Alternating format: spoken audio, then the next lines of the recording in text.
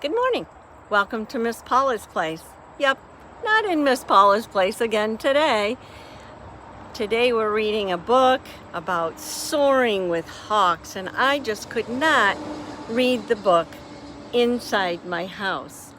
Even though, as you can hear, I'm a little bit closer to the road this time, so you may hear a little traffic here and there, but I will do my best to speak up so that you can hear this remarkable story of the tale of Boris, a fable of the red-tailed hawk.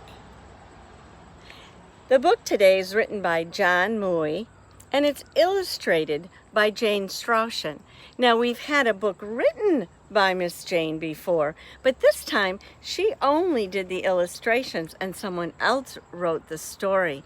And I love this fable, the story of how the red hawk got its red tail.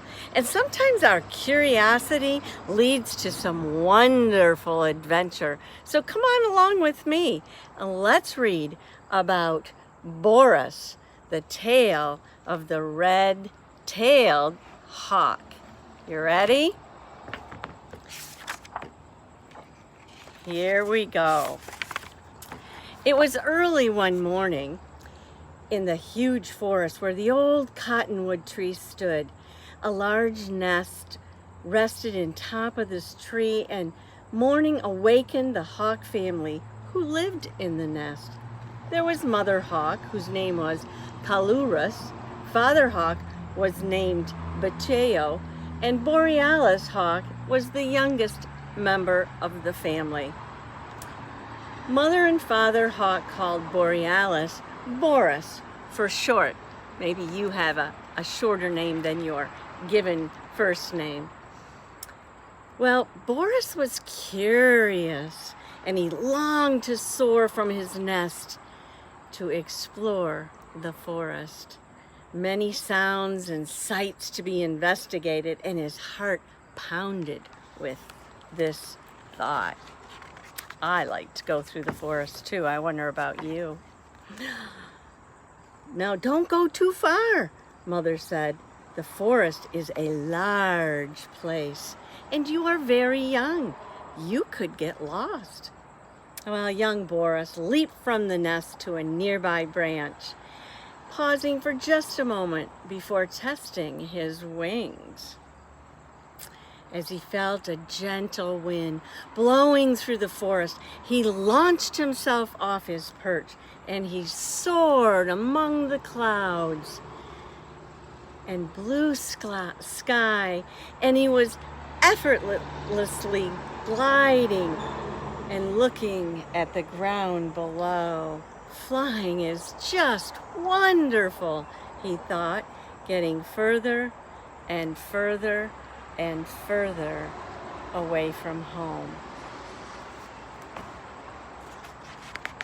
The first thing to catch Boris's attention was a young rabbit which hopped quickly across an open field and disappeared into the cover of the tall oak trees. What must it be like to jump so easily across the field, thought Boris.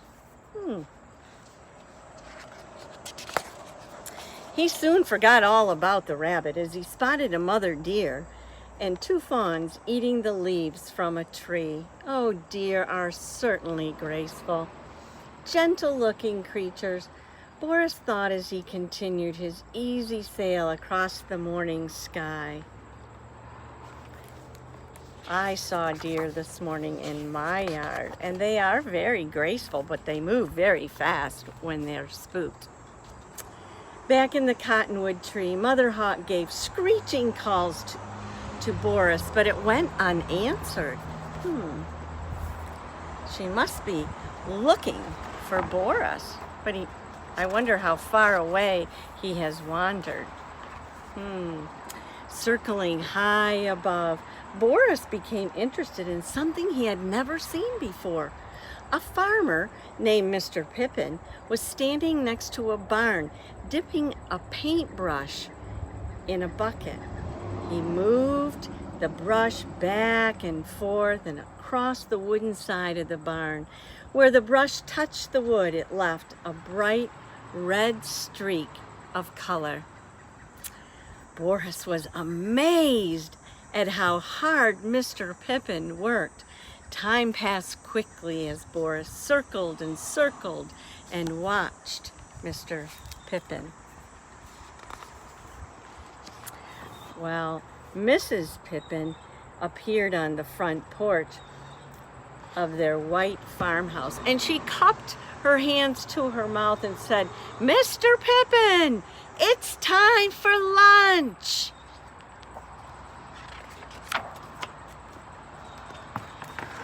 Some of Miss Paula's pages are sticking together in this outdoor humidity.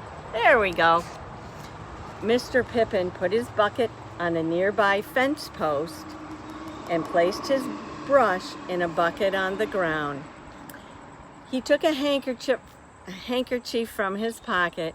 He dried the perspiration, the sweat, from his forehead, and he walked toward the house. Boris heard the door slam as Mr. Pippin disappeared inside the house. Well, Boris stretched his wings wide and he let the wind do all the work as he floated down toward the barn for a closer look. He perched himself on the tallest fence post and he felt something kind of strange. There was a wet, sticky feeling on his talons and on his tail. Boris turned his head and he screeched, "Oh no!" He had perched on the edge of Mr. Pippin's paint bucket and his tail dipped into the paint. Would he be in trouble when he got home?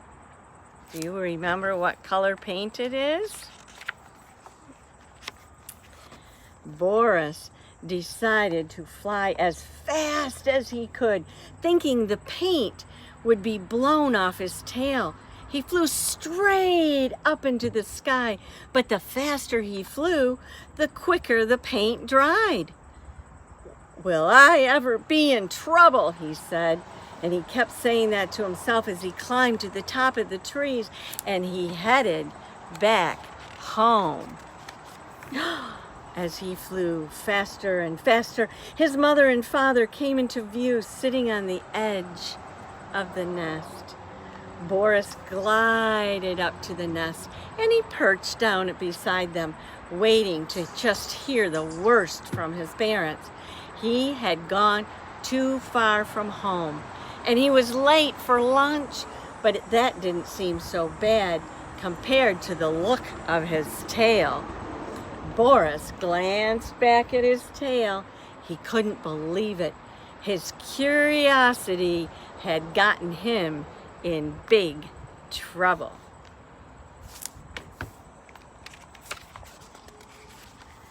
Father Hawk began to speak. "I'm not sure how you did it, but your mother wasn't worried at all. When you soared above the trees, she spotted that beautiful red tail immediately. Even though you were further away than ever before, she knew where you were.